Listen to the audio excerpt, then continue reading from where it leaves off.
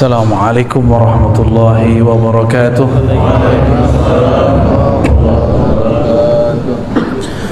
Alhamdulillahilladzi hadana lihadza wa ma kunna linahtadiya laula an hadana Allah. Asyhadu an la ilaha illallah wa asyhadu anna Muhammadan abduhu wa rasuluh. Allahumma salli wa sallim wa barik ala nabiyyina Muhammad wa ala alihi wa ashabihi wa li baitihi wa dhurriyyatihi ajma'in wa ba'du. Bapak Ibu jemaah subuh yang dimuliakan Allah, semoga dalam berkah dan ridha Allah Subhanahu wa taala. Amin ya rabbal alamin. Ini judul nama masjidnya agak lucu ya. Al-Ikhlas Taqwa. Sepertinya ada sejarah ya di belakangnya. Karena kalau secara uslub bahasa Arab, Ikhlasut Taqwa, bukan Al-Ikhlas Taqwa. Ya. Semoga ini jadi simbol kesatuan umat. Amin ya rabbal alamin. Kalau di Jawa itu ada NU Muhammadiyah, kalau di Medan Wasiliyah Muhammadiyah ya. Yang bawa Muhammadiyah orang kampung saya, Pak. Buya Hamka akidahnya Asy'ariyah. Dia nulis tentang sifat 20. Maka orang Muhammadiyah harus ikut akidah beliau. Pendiri Muhammadiyah Syekh Ahmad Dahlan, Muhammad Darwish nama kecilnya, itu juga berakidah Asy'ariyah. Bedanya fikihnya. Jika Wasiliyah Perti itu bermazhab Syafi'i, kalau Muhammadiyah tidak anti mazhab tapi tidak terikat mazhab. Ini tolong dibedakan ya. Kalau ada orang Muhammadiyah anti mazhab, dipecat dari Muhammadiyah. Kenapa? Karena tidak ada namanya ajaran Muhammadiyah itu mengarah kepada membatalkan mazhab, cuma tidak terikat mazhab. Itu aja bedanya. Kenapa kan begitu?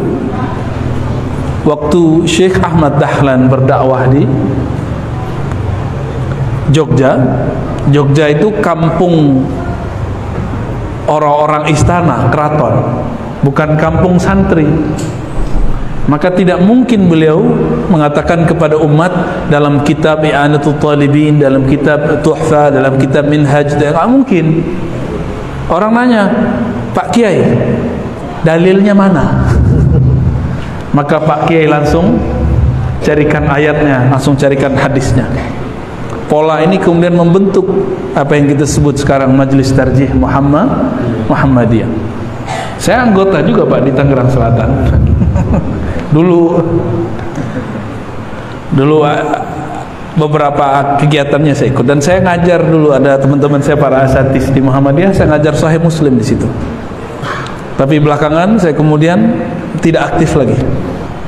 Ya, tidak aktif lagi karena memilih tidak berbendera. Cukup bendera saya Ahlus Sunnah wal Jamaah. Ya.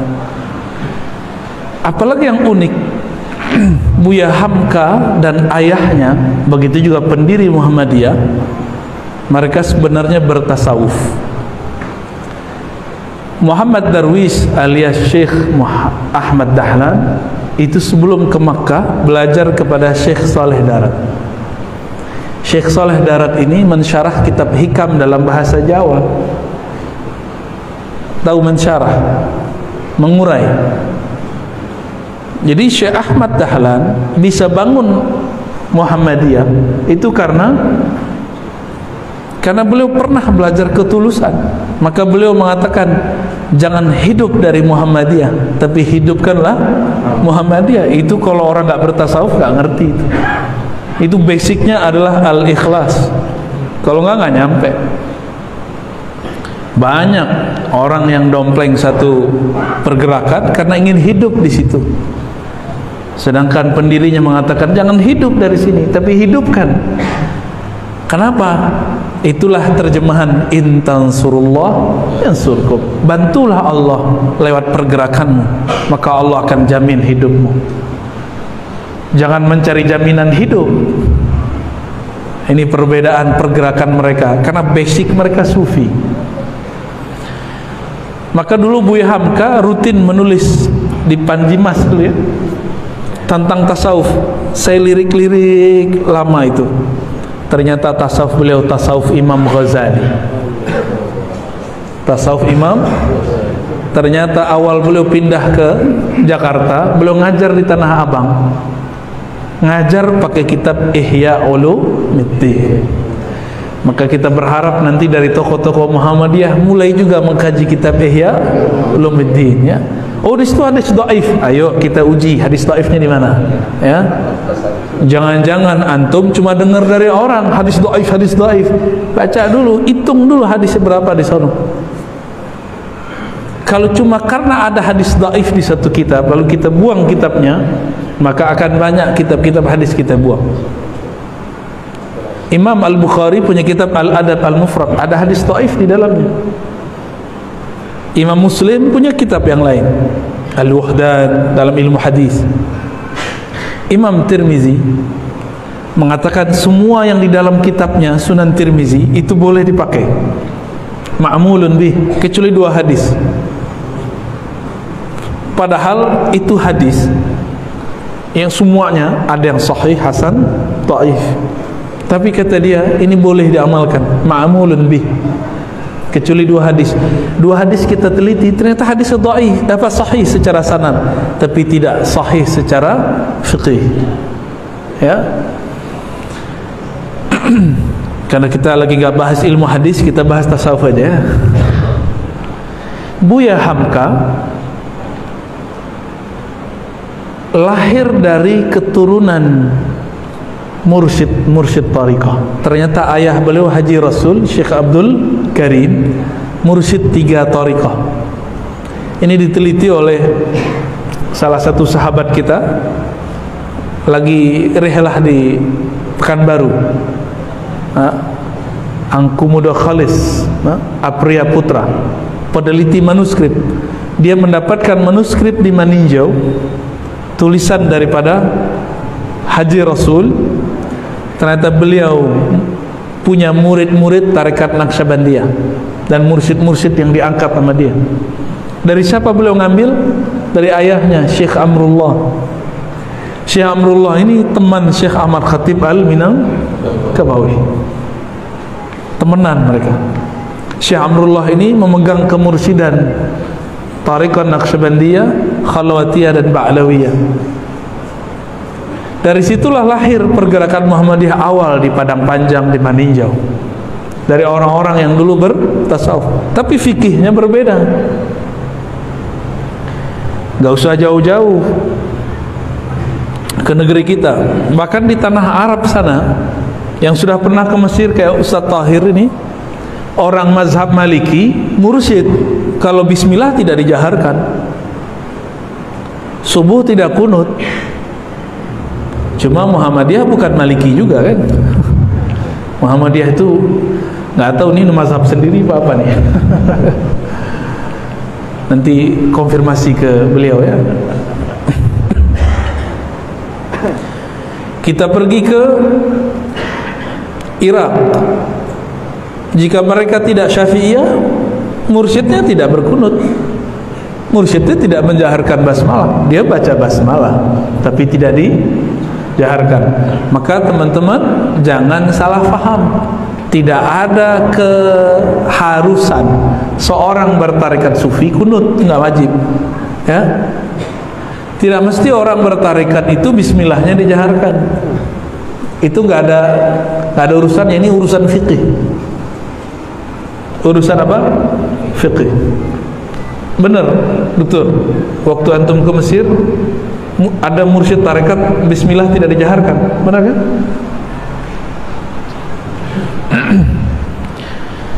Maka jangan gagal faham. Aswaja ahlu sunnah itu tidak mesti berkunut, tidak mesti bismillah dijaharkan, kecuali masjid yang mengatakan masjid kita ahlu sunnah bermazhab Syafi'i, baru dia bismillah dijaharkan. Berkunut, saya yakin kalau Ustadz mimpin di masjid Wasiliyah juga bismillah aja dijaharkan. Katanya dulu nih musola Al-Ikhlas ya. Terus ada Taqwa Muhammadiyah ya. Harusnya sesekali kunut, sesekali ya. Biar pewakafnya ajib. Biar kelihatan ini masjid persatuan umat ya. Amin ya Rabbal. Ya, sesekali Ustaz, sesekali.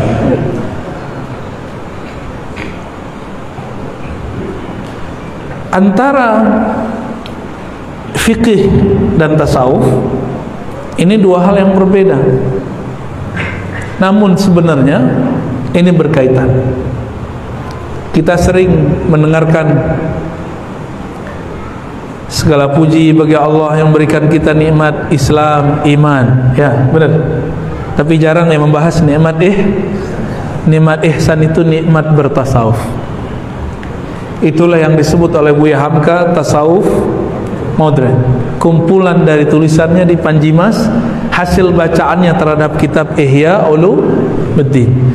Ihya Ulumuddin ditulis oleh Imam Abu Hamid Al-Ghazali, wafat tahun 505 Hijriah. Beliau berguru kepada Abu Ali Al-Farmadi. Nama Abu Ali Al-Farmadi tertulis dalam silsilah orang bersuluk. Saya lihat di sekitar Medan ini banyak sekali surau suluk. Arah sana ada surau suluk, arah sana banyak sekali. Sampai-sampai ada namanya Bandar Khalifah ya. Kalau di Riau ada negeri 1000 suluk, di sini Bandar Khalifah. Ini tiap gang ada Khalifah Thariqah. Ini produsennya Khalifah ya. Khalifah di sini bukan Khalifah Ataturk apa, Khalifah Utsmaniyah, bukan ya. Khalifah berarti pengganti guru, mursyid. Maka dalam hal ini sebenarnya antara orang-orang yang sekarang menyebut dirinya Muhammadiyah dengan orang-orang yang menyebut dirinya Naqsyabandiyah itu ada hubungan spesial dalam keilmuan tasawuf. Bedakan ilmu tasawuf dengan bertasawufnya. Udah habis dia nih ya. Oh bisa lagi ya. Kayaknya kalau kita sebut tasawuf dia langsung mati ya.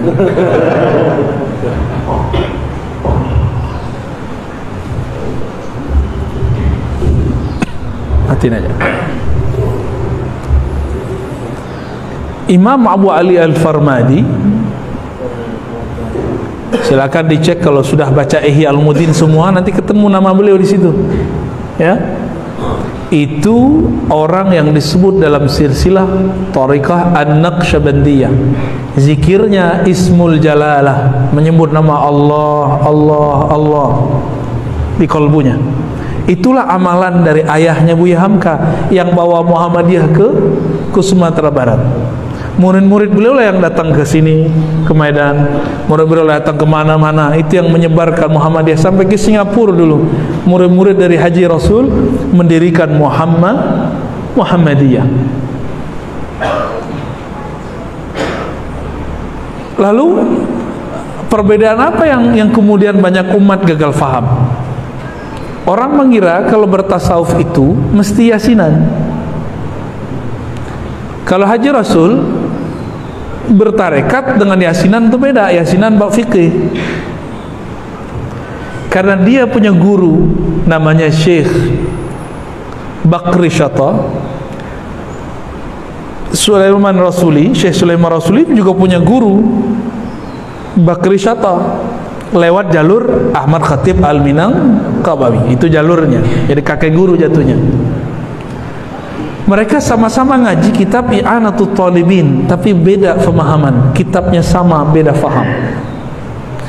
Mereka sepakat kalau kirim doa, kirim Fatihah, kirim bacaan sampai, itu sepakat. Tapi mereka tidak sepakat mengenai makan-makan di rumah orang yang wafat. Itu aja bedanya, itu fikih.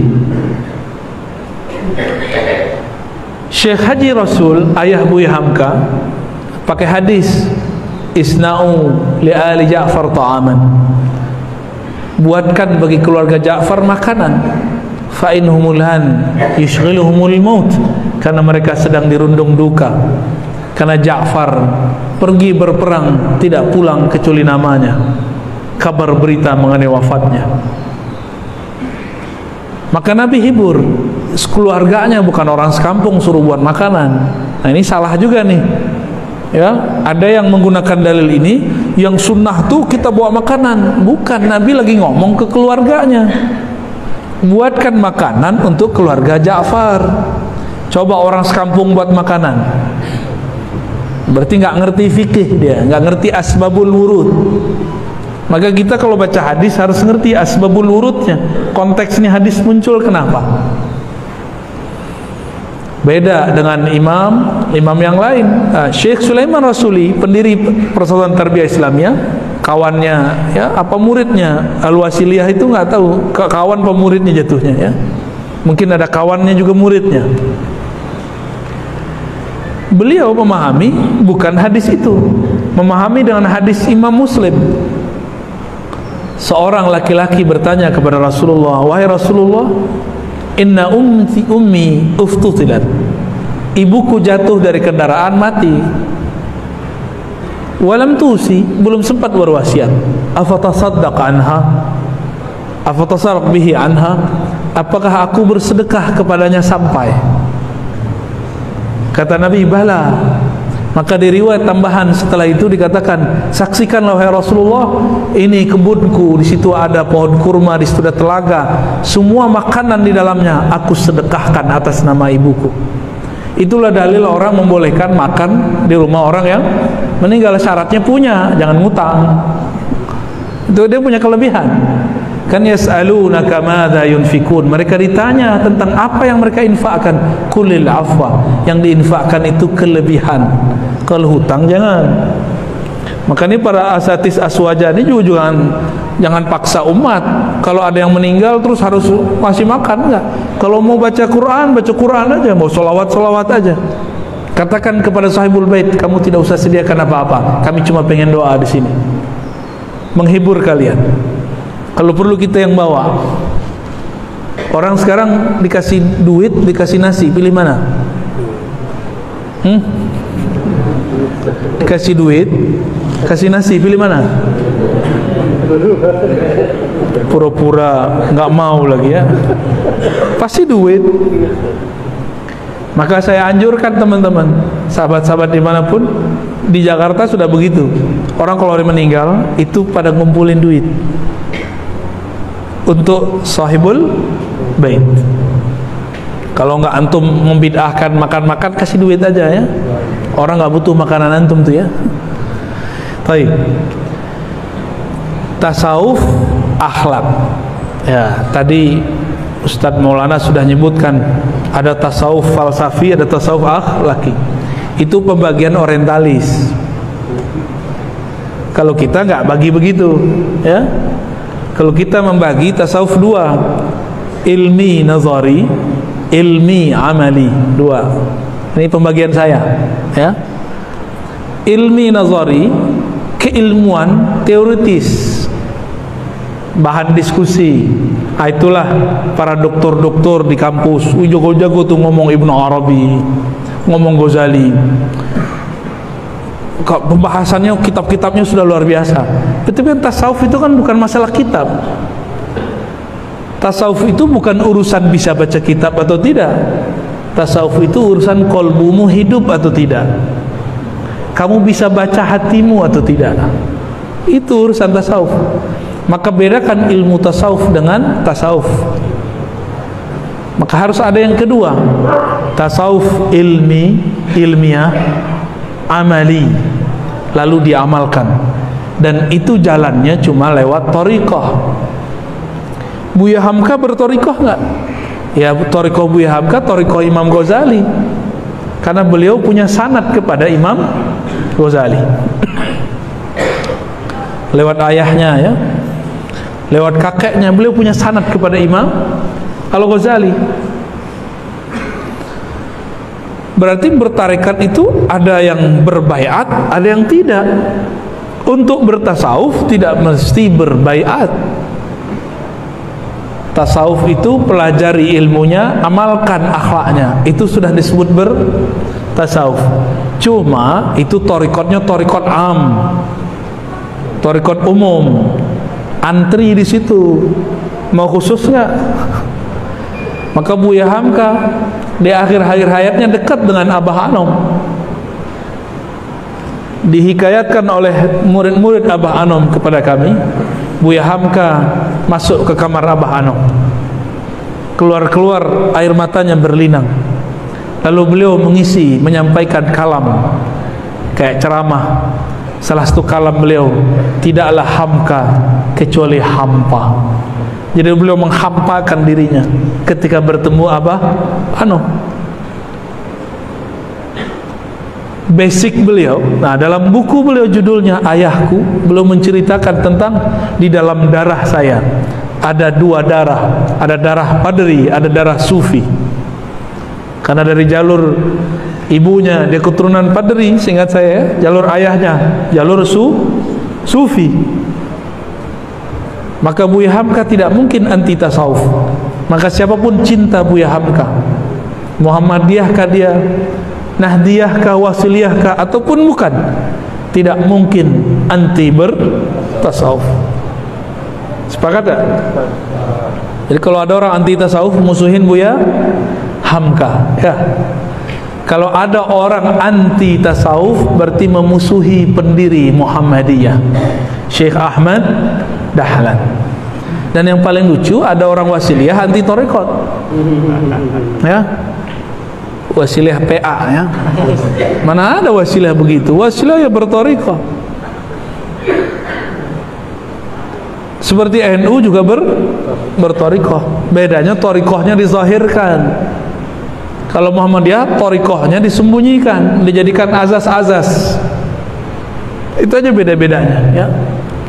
Kalau tarekatnya Wasiliyah bersuluk, bertarekah dengan tarekah tertentu, sedangkan Muhammadiyah tarekahnya tarekah pergerakan. Yang satu membangun jiwa, yang satu membangun raga. Maka ada nggak rumah sakit Al-Wasiliyah? Yang ada rumah sakit, tapi ada nggak rumah suluk dibuat orang Muhammadiyah? Yang ada ya masyaikh Wasiliyah yang punya. Jadi seharusnya mereka ini saling menguatkan, bukan saling menyalahkan. Nah itu akhlak juga. Sampai jam berapa tadi? 6:30, 5 menit. Oke, 10 menit lagi, ya. Masih ingat kajian saya tentang Islam, Iman, Ihsan? Ya. Nabi ditanya oleh Sayyidina Jibril, apa itu Islam, apa itu iman, apa itu ihsan. Satu lagi akhir zaman. 4. Maka bagian dari agama kita ini bagi 4. 1/4 bab Islam ini lahirlah ilmu fikih. Dalam fikih muncul mazhab. Sebenarnya yang bermazhab itu cuma ulama, orang awam itu ikut ulama aja, ya. Jadi enak jadi orang awam, antum bisa pindah-pindah mazhab. Yang nggak bisa tuh ustadz-ustadz ini, dia harus berfatwa dengan satu mazhab, cuma diam-diam dia pakai mazhab lain juga, ya. Yang kedua, al-iman, melahirkan ilmu aqidah. Dan saya tadi sudah sebutkan pendiri Muhammadiyah, pendiri Wasiliyah, akidahnya sama-sama Asy'ariyah. Buya Hamka itu ngajarin sifat 20. Ayah Buya Hamka, Haji Rasul, itu mengajarkan sifat 20. Tapi mohon maaf, saya sudah jarang dengar orang Muhammadiyah ngajar sifat 20. Ini PR besar kita ini, Buya, ya, Ustaz. Karena abu-abu. Coba buka Tarjih Muhammadiyah halaman depannya itu. Itu jelas akidahnya persis sebagai akidah Ahlussunnah. Akidah Ahlussunnah Asy'ariyah, cuma nggak dibunyikan. Ya, pembukaannya itu tentang akidah. Itu bisa disyarah itu kalamnya, ya. Saya punya buku Tarjih Muhammadiyah itu sudah lama, lengkap semua jilidnya. Akidah Asy'ariyah Maturidiyah. Kenapa harus disebut Asy'ari? Karena beliaulah yang meriwayatkan akidah Ahlus Sunnah. Ada 3 imam, Asy'ariyah, Maturidiyah, Thahawiyah. Ini insya Allah jam berapa Ustaz? Bukan, yang Thahawiyahnya jam 9, tapi sudah terbatas ya? Ya, nanti kita yang jarang dikaji orang itu akidah Imam Thahawi. Imam Thahawi ini muhaddits kabir, ahli hadis. Maka banyak orang mencatut nama beliau untuk memalsukan akidah ahli hadis. Mungkin untuk Muhammadiyah zaman now cocok tuh akidah Thahawi. Kalau gengsi dikit nyebut Asy'ari Maturidi, sebut saja akidah kami Thahawi ya. Ini bocorannya ya. Nanti kalau mau dengerin di situ di Alwa Wasilah insyaallah. Dan yang ketiga al-ihsan. Ihsan itu coba di situ. Ini fokus saya sebentar. Ihsan itu secara harfiah artinya membaguskan, menyempurnakan. Kalau dulu Bapak Ibu sahabat pernah diperhatiin guru lagi sekolah, lagi belajar, itu bersikap yang bagus gak? Kalau kita ketemu guru kita di depan, kita akan mencoba mengikutinya dengan penuh seksama, karena kita berhadapan dengannya. Kalau lagi ujian, kita merasa diawasinya. Itulah ihsan. Jika dalam bab akliyah, belajar secara intelektual, kita butuh guru yang mengawasi, butuh guru yang dipandang. Kenapa dalam bab rohani kita menolak adanya guru? Nggak usah ada guru, langsung aja kepada Allah. Antum berhenti sekolah kalau gitu ya. Semuanya jangan sekolah, karena sekolah itu intinya berguru. Maka ihsan itu jika belum merasa dipandang oleh Allah, maka rasakanlah dipandang oleh guru. Jika hadir rasa itu, baru kita bisa berasa memandang guru. Disebut namanya rabitatul hub, ikatan cinta antara guru dan murid. Cinta ini bukan cinta syahwat, ini cinta nur, cinta cahaya di dalam kolbu, yang membuat seorang murid mendoakan gurunya setiap saat. Imam Ahmad bin Hanbali mengatakan, munzu arba'ina sana, semenjak 40 tahun yang lalu, aku selalu mengirimkan doa di dalam doaku untuk imamku, guruku Asy-Syafi'i. Jadi selevel Imam Ahmad itu berguru, selevel Ghazali berguru. Antum bukan Imam Ahmad, bukan Imam Ghazali, terus bilang gak usah berguru, bermusyid ya. Maka benarlah kalam mereka, man la syaikha lahu fa syaikhuhu syaitan. Yang tidak berguru, gurunya syaitan. Syaitan bisik-bisikin dia. Baca buku aja, ya baca buku itu namanya berguru, tapi tidak ada orangnya. Kalau baca buku bisa salah paham nggak? Bisa nanya ke buku nggak? Bisa nggak nanya ke buku? Ya bisa, buku nggak bisa jawab. Tapi kalau ada guru yang hidup, kita bisa mendengar jawabannya. Maka disitulah muncul dari tasawuf itu metode-metode. Metode itu kemudian disebut thariqah. Kurikulum thariqah ini ada yang bernama kurikulum yang dirumuskan Imam Bahauddin Shah Naqsyaband, bernama Naqsyabandiyah. Ada yang kurikulum disusun oleh Syekh Abdul Qadir Jilani, maka disebut Qadiriyah. Ini kurikulum menerjemahkan Quran, bukan buatan imam. Dia cuma menyusun dari Quran Sunnah, zikir apa yang cocok untuk murid. Jadi tarekat itu bukan buatan imam, tapi disusun oleh imam dari dalil-dalil yang sahih menurut beliau. Kurikulum sama, mursyidnya beda. Sama-sama rumah makan Padang, rasanya beda nggak? Sama-sama rendang, rasanya beda. Yang beda siapanya? Yang masaknya. Yang masak itulah mursyid. Jadi jika ada rumah makan nggak enak, jangan salahkan rumah makannya, tapi salahkan ya siapa namanya? Cecep orang Sunda. Oke? Maka saya mengimbau, mari cari guru, jangan berhenti berguru. Selevel ulama besar berguru, apalagi kita. Dan terakhir bab akhir zaman, kita bahas di lain waktu. Insya Allah. Mari sempurnakan agama dengan 4 pilar ini: Islam, iman, ihsan, akhir zaman. Wallahu ta'ala alam.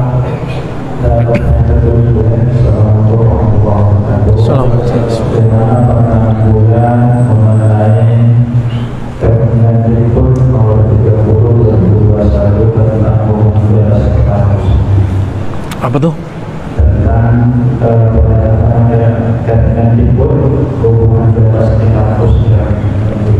Hubungan bebas itu apa tuh? Itu tanya ke Pak dosen aja ya. Saya dosen swasta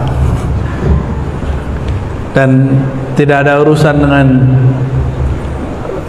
menteri apa kebudayaan ya. Udah urusan mereka lah ya. Mungkin saya nggak pakar jawab itu. Nanti jawab Pak dosen nih. Ini Pak dosen semua ini. Kemudian kapan kita merasa bahwa kita sudah boleh pindah thariqah lain karena ada yang berthariqah lebih dari satu jenis thariqah? Boleh nggak doktornya lebih dari satu? Boleh, selesaiin dulu doktornya. Jangan ngaku dokter 3 kalau wisudanya cuma sekali. Ini kawan ngomong, thariqah saya banyak, cuma dia di wisudanya cuma sekali. Paham maksudnya? Sebenarnya orang tuh berthariqah itu cuma ngikut-ngikut aja.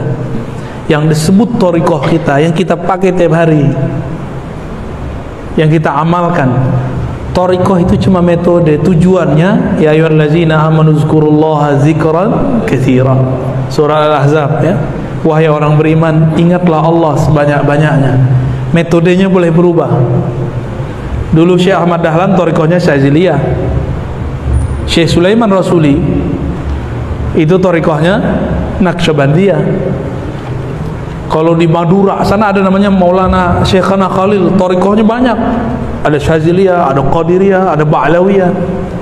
Buya Hamka punya ayah thariqahnya 3: Khalwatiyah, Ba'lawiyah, Naqsyabandiyah. Boleh-boleh aja ya. Atau orang S1-nya apa, S2-nya apa, S3-nya apa. Kayak Dr. Thohir ini ada Dr. LC M apa PA? MA. Tuh kan ajib tuh. 3 dia ya. Mandailing asli. Mandailing asli. MA itu Mandailing asli. Kirain Mahkamah Agung. Ya, jadi boleh berthariqah banyak, cuma bereskan. Jangan ngaku banyak thariqah kalau kurikulumnya belum terlaksana ya. Wallahu a'lam bishawab.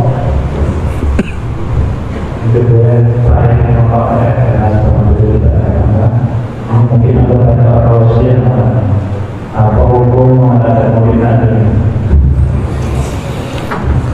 Orang Muhammadiyah biasa buat bedah buku 70 tahun Buya Hamka, yaitu Maulid versi Buya Hamka, dibuat oleh orang Muhammadiyah. Haul.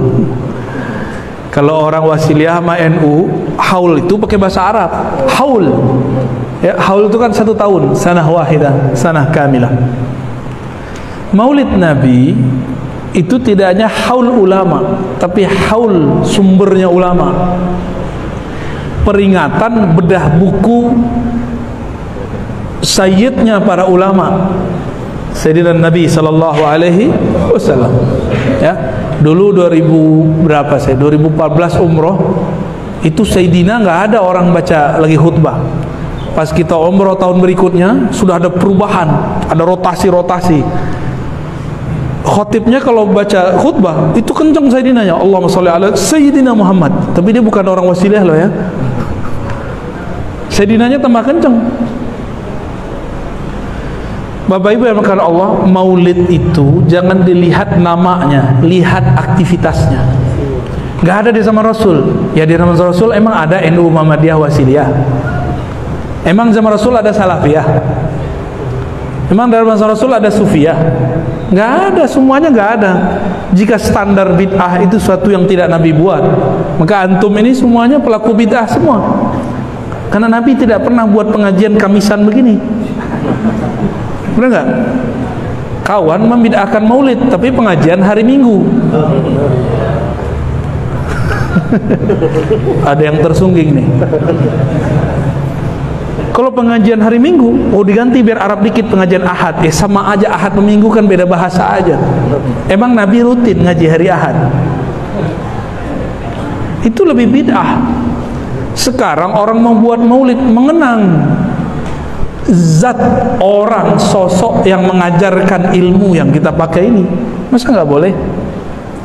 Dalil bermaulid itu Nabi sendiri yang mengatakan, "Wasu'ila an sawmi yaumil itsnain faqala dzaka yaumun wulidtu fi." Rawahu Muslim, hadisun sahih.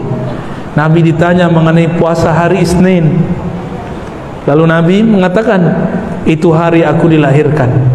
Wulidtu, maulidku, kira-kira begitu. Berarti boleh merayakan maulid, bukan hanya maulid Nabi, maulidnya antum aja boleh. Tanda syukur kita dilahirkan oleh Allah. Jika merayakan ulang tahun diri sendiri boleh, apalagi merayakan ulang tahun Rasulullah. Nggak ada urusannya dengan kelompok agama seberang, nggak ada. Kebetulan sama bukan berarti kita ngikut mereka, dan itu tidak termasuk tasyabbuh. Tidak masuk kepada hadis man tasyabbaha biqaumin fahuwa minhum, siapa yang menyerupai satu kaum bagian dari mereka. Dan perlu saya kasih tahu, ini hadis dipakai, hadisnya dhaif. Siapa yang menyerupai satu kaum bagian dari mereka, hadisnya dhaif. Cuma Imam Abu Dawud sakata anhu, mendiamkan hadisnya, maka boleh dipakai. Ulama menjelaskan tasyabbuh fil aqidah wal ibadah wal akhlaq. Tasyabbuh itu dalam aqidah, ibadah dan akhlak. Orang maulid ngapain? Sholawat. Ada orang agama sebelah sholawat. Orang maulid baca kitab Barzanji. Emang orang agama sebelah baca Barzanji? Kan enggak. Apalagi orang maulid ngapain? Makan-makan. Emang ada orang sana makan kebuli habis maulidan? Bid'ah semua ya. Jadi teman-teman, jangan asal ngambil satu kitab. Ini kan yang ngomong Syekh Saleh Fauzan. Ijtihad dia keliru, dia mengatakan maulid sama dengan tasyabbuh bin Nasara, menyerupai Nasrani. Sedangkan yang pertama buat maulid dalam sejarah umat Islam secara besar-besaran itu Sultan Al-Muzaffar, Imam Ahli Sunnah, pemimpin yang adil, yang berjihad melawan kelompok-kelompok ahli bid'ah, bukan Syiah. Ya, itu beda referensi kita berarti ya. Kenapa dia memaksakan referensi dia? Nggak boleh pakai referensi kita. Nah, disitulah ketidakterbukaan pemahaman mereka. Bapak saudara yang mengasihi Allah, demikian kajian kita pada pagi ini. Kesimpulannya sederhana, orang bertasawuf itu sumbernya ihsan. Ihsan itu merasa memandang Allah atau dipandang oleh Allah. Maka disitulah muncul akhlak yang sempurna. Semoga rasa ihsan ini muncul dalam diri kita. Amin rabbal alamin. Assalamualaikum warahmatullahi wabarakatuh.